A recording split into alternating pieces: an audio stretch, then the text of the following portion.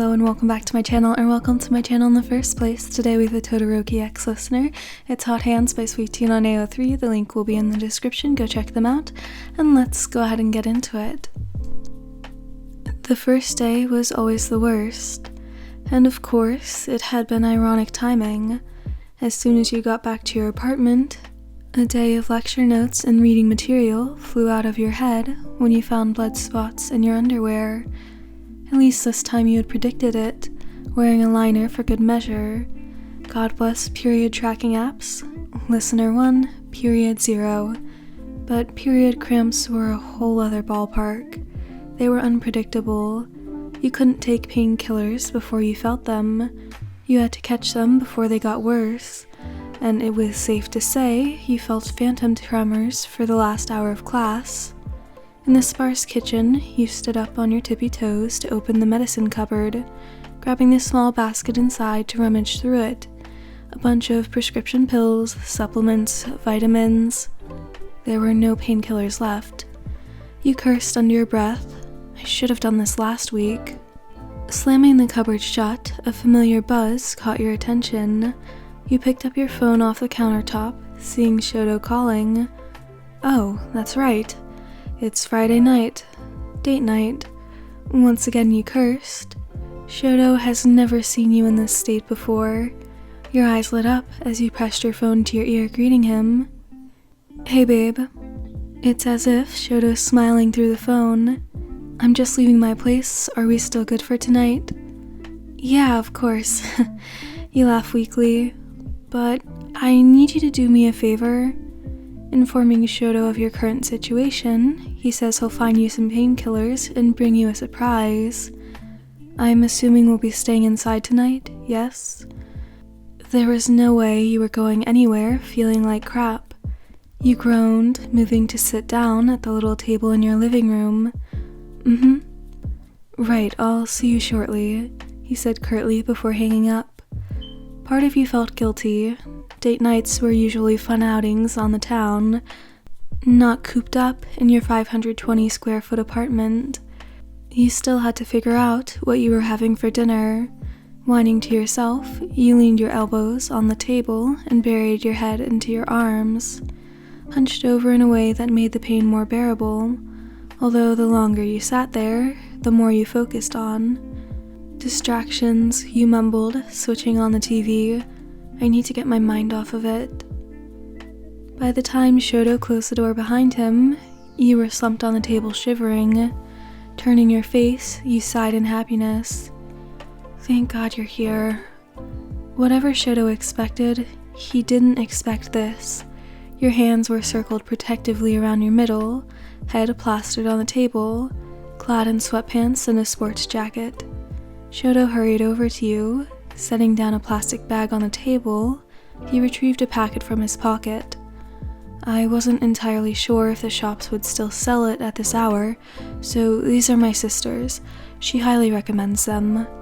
Sitting up, you snatch the packet and pop a pill with a bottle of water. Shoto proceeds to unpack a full meal from the plastic bag.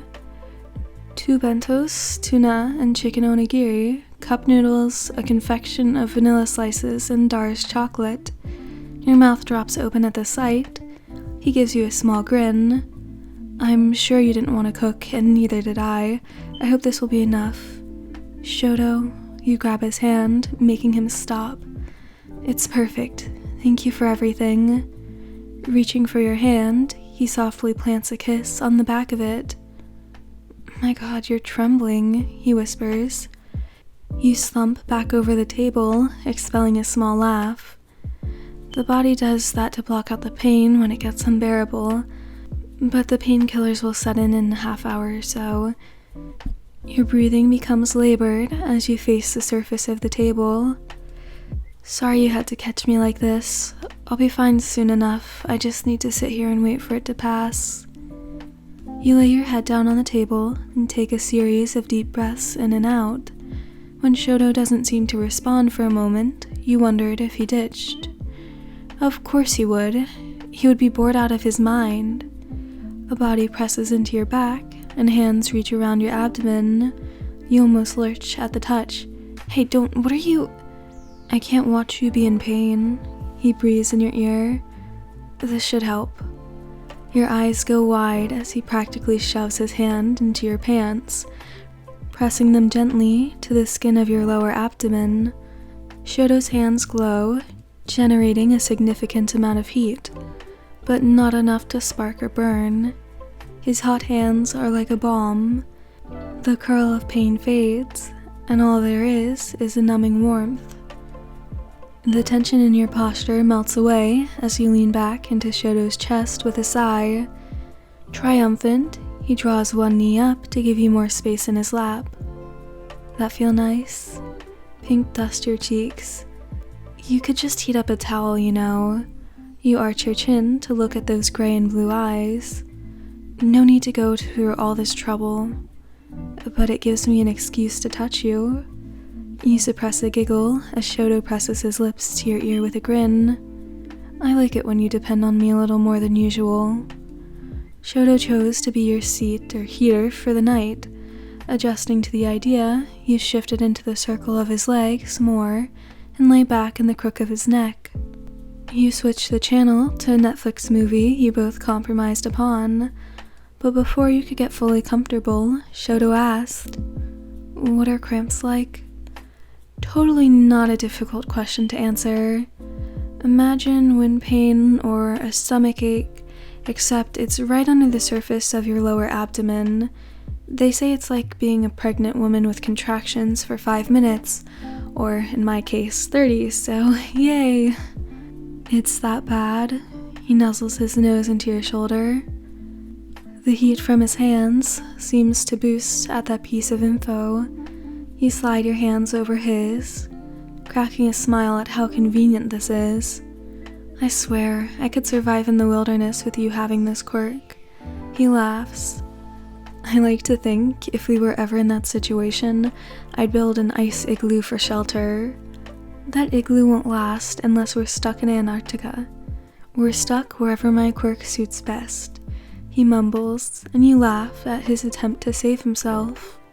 You rub his arm soothingly. Well, I know I'd feel damn lucky to be stuck with you. In the glazed light of your TV, your eyes were getting heavy. Then you remembered the feast spread out on the table. We'll have to eat soon. It's probably cold by now. You yawn. No rush. Shoto takes one of his hands away from your abdomen and holds it in the air beside you, igniting a small flame in his palm. I can warm up the noodles. Alright, so that's the end of this one. I hope you enjoyed. I hope you have a great rest of your day, night, whatever, and I hope to see you in the next one. Goodbye!